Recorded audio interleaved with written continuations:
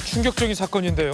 어제 오후 서울 4호선 미아역 인근 마트에서 흉기 난동으로 60대 여성이 사망하는 사건이 발생했습니다. 자, CCTV 영상 저희들이 입수했는데요. 함께 보시죠. 길을 지나던 행인들이 무언가를 보고 소스라치게 놀랍니다. 깜짝 놀란 모습. 그런데 태연하게 걸어온 남성, 환자복을 입은 채 통화를 하며 흡연하고 있습니다. 마트에서 칼을 휘두른 가해자입니다. 경찰이요, 범행 현장 인근에서 이렇게 검거를 했습니다. 검거하는 모습이죠. 안타깝게 칼에 찔린 60대 여성은 인근 병원으로 이송했으나 사망했습니다. 자, 일단 사건의 개요를 한번 보시죠. 30대 남성 A씨가 마트에서 판매 중인 흉기의 포장지를 뜯어서 그대로 흉기를 난동했어요. 마트에서 범행을 저질렀고 현행범으로 저렇게 인근에서 체포됐습니다.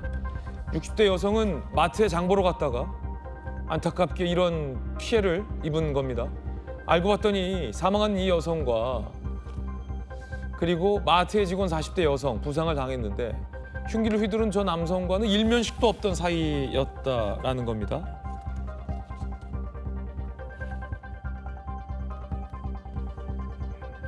자, 이 남성 태연하게 저렇게 범행 후에 흡연을 하면서 통화를 했고요. 인근 정형외과에 입원해 있던 환자. 사건 당시 주치 상태, 과거 범죄 전과, 살인은 아닌데 범죄 전과가 있다고 해요. 경찰 관계자는요. 이번 사유 정신병력 등 추가 조사가 필요하다. 현재 유치장에 입감해놨다라고 밝히고 있습니다.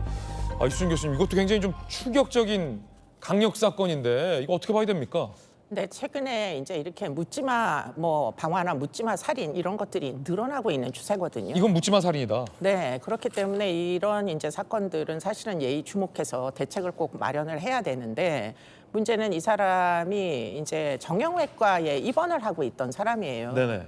근데 이제 정형외과에 입원을 하고 있는데 저렇게 환자복을 입고 저러고선 담배 피고 술 마시고 돌아다녀도 되는 건지 일단 잘 모르겠고요. 병원에서 관리를 안 하나 이것도 궁금하고요. 병원에서 관리를 해야 되는 게 일반적일 것 같은데 일단은 병실을 빠져나와가지고 먼저 음주를 한 것으로 지금 알려져 있고요. 주치 상태에서 마트로 가가지고 포장된 칼을 뜯어가지고 그래서 그 칼을 휘둘러가지고 지금 이제 피해자들은 모두 여성입니다. 한 분이 치명상을 입고 사망을 하셨고 병원에 이제 옮기신 다음에 나머지 한 분도 많이 다치신 걸로 지금 확인이 되고 있거든요. 그리고 나서도 지금 전혀 죄의식 없이 담배를 피면서 통화를 하면서 저러고 배회하다가 결국은 현장에서 검거가 된 이런 상황이에요.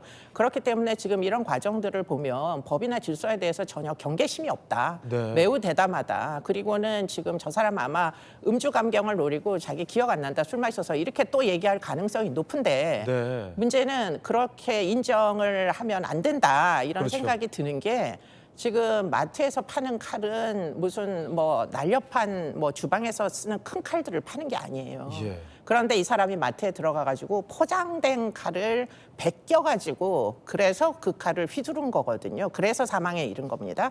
그 과정은 만취해서 몸을 못 가눌 정도의 주치자들이 할 수 있는 행위 자체가 아니에요. 그렇기 때문에 이거는 고의에 의한 살인 사건이다 이렇게 보는 게 맞고요.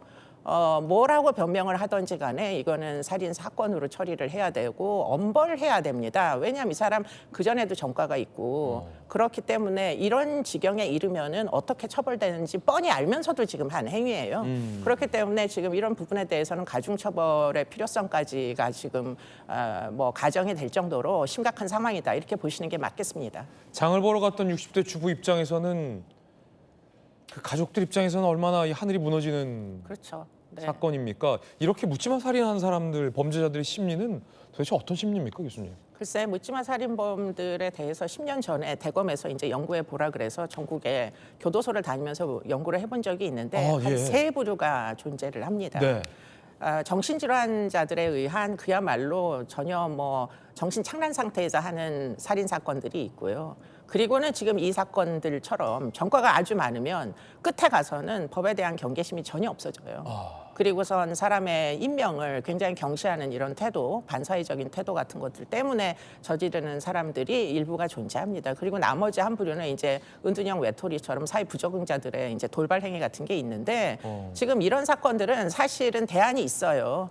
저 사람의 위험성을 미리 예견을 해서 잘 관리를 했으면 되는 거고 병원에서도 사실 이유 있는 입원이라면 환자로서의 관리를 해야 되겠죠. 그렇죠. 입원을 시켜놓고 저렇게 환자복 입고 온 동네로 술 마시고 담배 피고 돌아다니게 내버려두는 병원이 그게 적절한 지금 이제 행정인지 잘 모르겠고요. 그런 예. 부분은 앞으로 좀 관리가 필요하다 이렇게 보입니다. 이수정 교수님의 뭐 돌직구입니다.